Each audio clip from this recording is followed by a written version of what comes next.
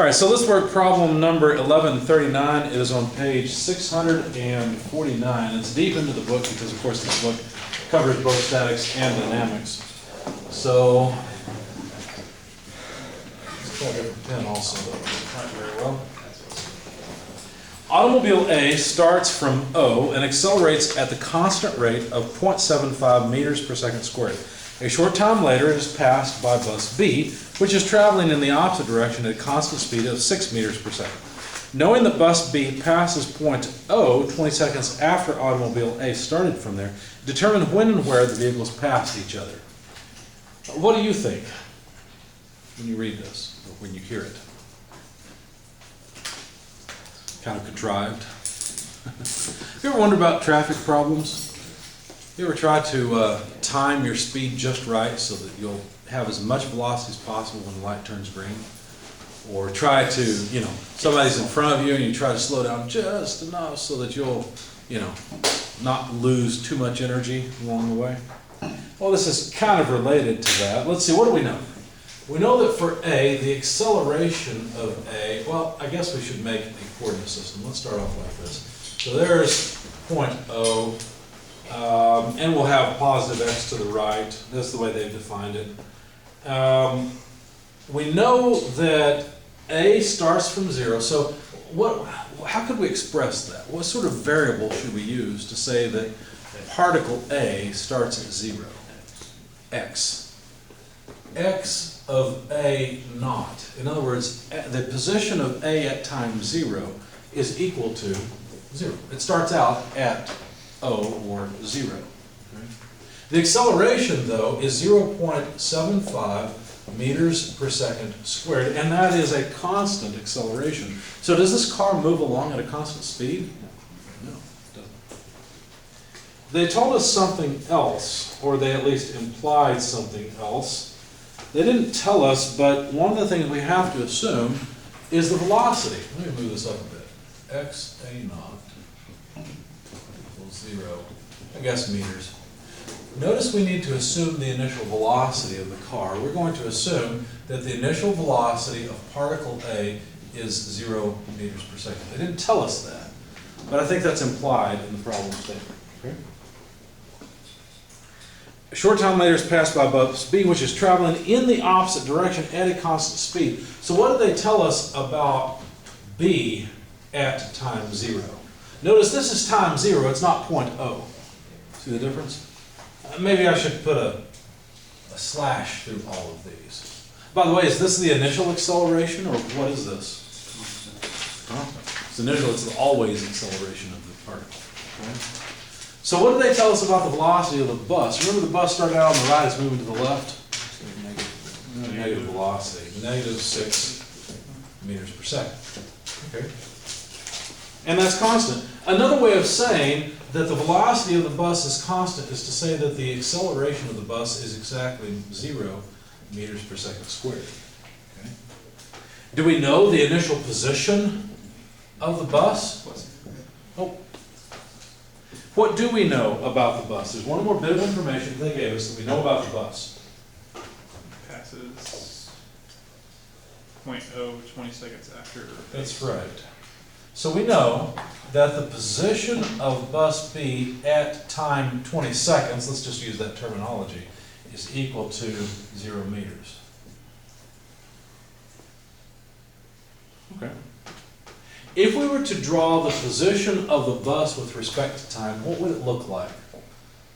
So I'm going to use some human factors here, I think. Let's put time on this axis. So time is going to move forward this way. And let's put the position here. We don't know exactly where the bus begins, but it's over here somewhere, right? And we know that it moves in this direction. But if it's moving with time, wouldn't its position versus time look something like this? In fact, how much distance is there on this axis? 20 seconds. Right? Or we could say this is time 0 and this is time 20 seconds.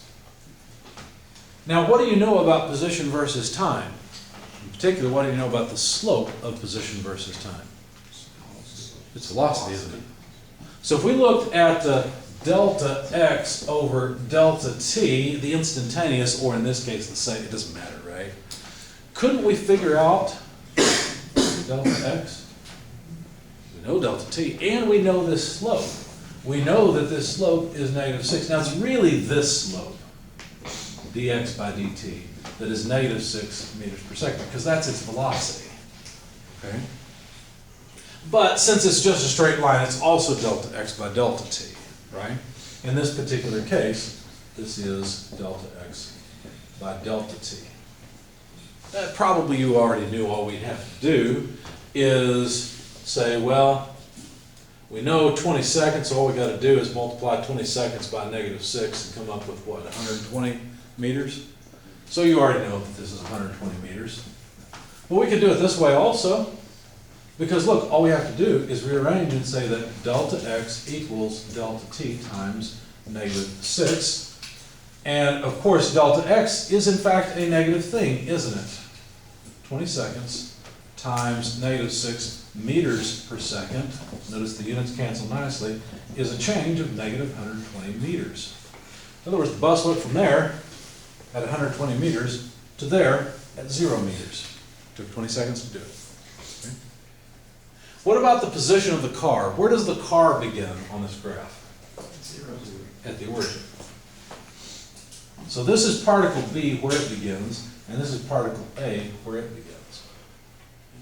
Should have used a different color, but oh well, here we go. What is particle A doing? Is it advancing or retreating along X? It's advancing. Is it advancing faster and faster, or at a constant rate? Is it going to, what kind of shape of line do I need here? It's going to be a parabola. How do you know that? Well, it's because you have the acceleration, which is dv by dt. Right? That is dv by dt. So if we integrate it, if we write dv equals the acceleration of a, which is just a constant, it's just 0.75 times dt, can't we integrate both of these and say that the velocity, well here, let's put the limits over here, from time 0 to time t, I don't care what time we're talking about, any time along this axis, is equal to the integration, to velocity v, is equal to the integration from 0 to time t. So what do we get when we integrate dv? We just get v back, evaluated from 0 to v. Now this is a little bit confusing because I've got a v here and a v here. These are two different v's. This is any particular velocity as a function of time. That's really what I'm doing here. Notice that this limit matches that time. Okay. On the right-hand side, since the acceleration is constant, all I have to do is pull it out and then integrate dt. Well, on that side, I'm going to get a similar thing, t evaluated from 0 to t, which is kind of confusing. I can just write t minus 0 evaluated in limits, which, again, is simply t. And over here, if I evaluate these limits, it'd be v equals to t minus 0. So on this left-hand side, I simply get that the velocity as a function of time is equal to the acceleration times time, and that's not really all that surprising to you. The longer we accelerate, the more velocity we get. In fact, that's the definition of this thing, right? Really what this says is that the acceleration is 0.75 meters per second for every second. Every second that goes by, I get a 3/4 of a meter per second more velocity. Right? We just abbreviate it as meters per second squared because, of course, this is seconds over 1. We invert and multiply, and now we've got seconds squared. See? But really what this says is that every second that goes by, I get another 3/4 of a meter per second of speed when I'm riding in car A. Okay? And that's all that this says. Accelerate for 1 second, velocity is 0.75 meters per second. Accelerate for 2 seconds, 2 times 0.75 is 1.5 meters per second, and so on and so forth. Okay? If we play this game again, we've taken care of the bus, we know how the bus moves.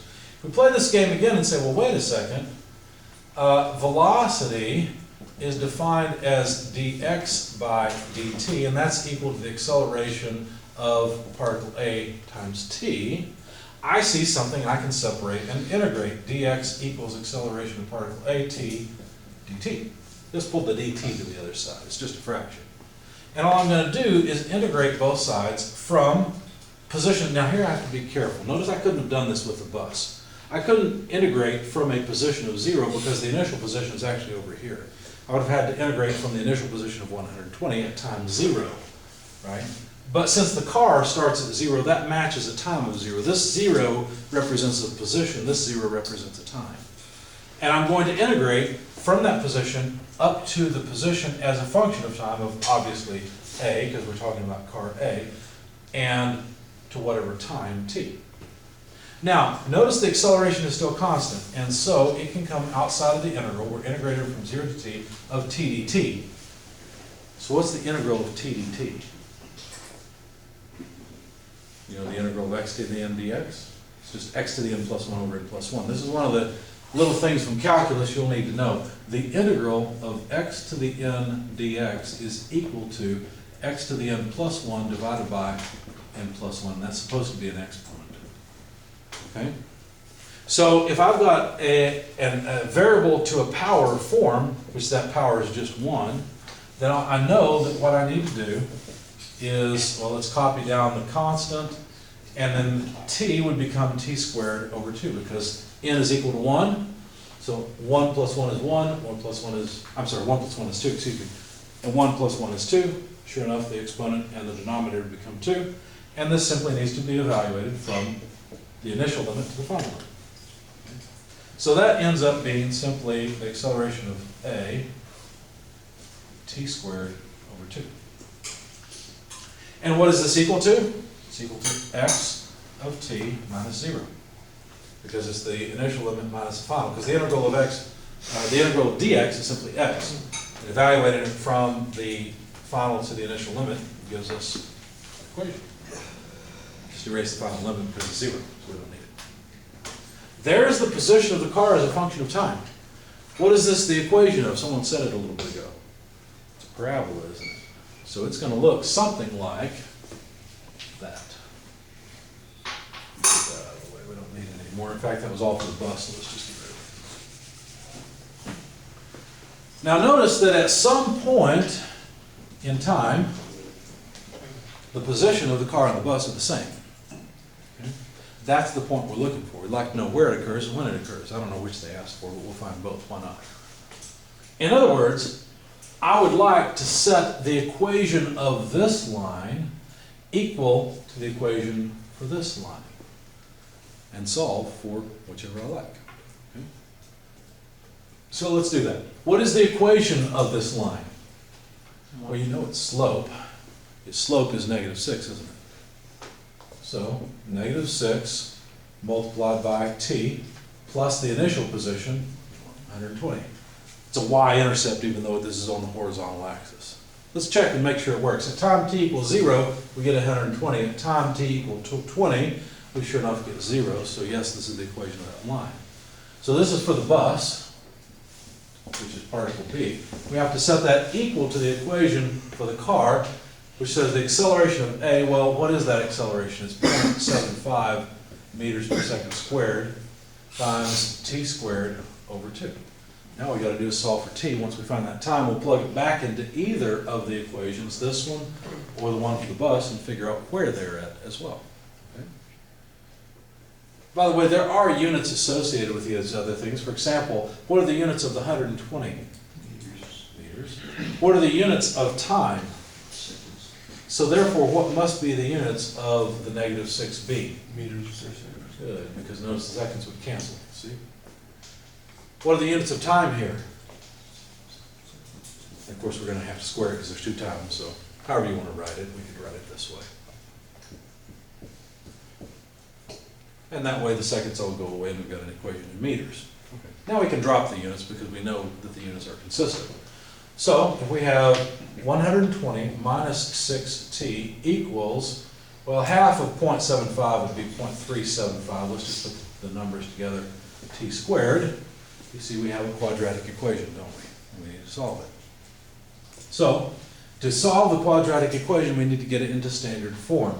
So that would be 0.375 t squared plus 6t minus 120 equals 0. And there's our A B, and C for the quadratic formula. Okay? So, you can either grab your calculator and solve it, or just write down the solution. You should probably all have it memorized. The particular time we're interested in, now notice I've written t here, but it's a very special time that I'm solving for from this equation. By setting these two equations equal, I have necessarily constrained myself to one very particular time. Let's call it t sub c, the time when the two cross. This is not any old time, it's the particular time when both the bus and the car are at the same position. This is when the crash occurred, right? With their particles. Hopefully they went by each other. Anyway, t sub c, from this equation, of course all these would be t sub c, they're a very particular time. As soon as I set those two equal to each other, I really need that crossing time there.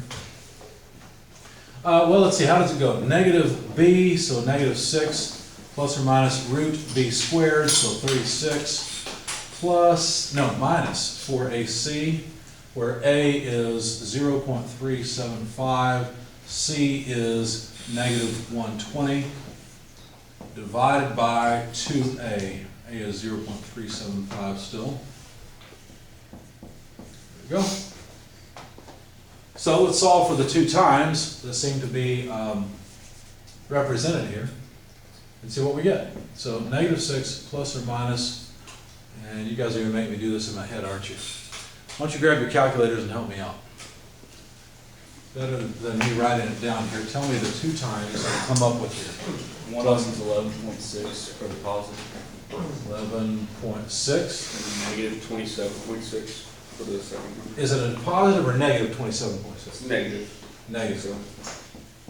Obviously, we don't deal with negative time. We're not over in the double E area, right? So we don't need imaginary numbers. So the solution we're looking for is the 11.6 seconds. That's the time where the two cross. That is t sub c, 11.6. Now, how are we going to find the position? Plug it into the, Plug it into either equation. Now, you guys know me, I'm going to make you do both, aren't I? So let's just do both.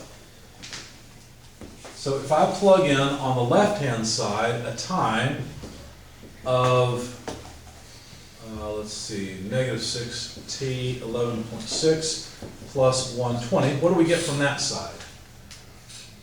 And does that equal 0.375, putting those together again, times 11.6 squared, bless you. So I plugged it into the bus equation and into the car equation.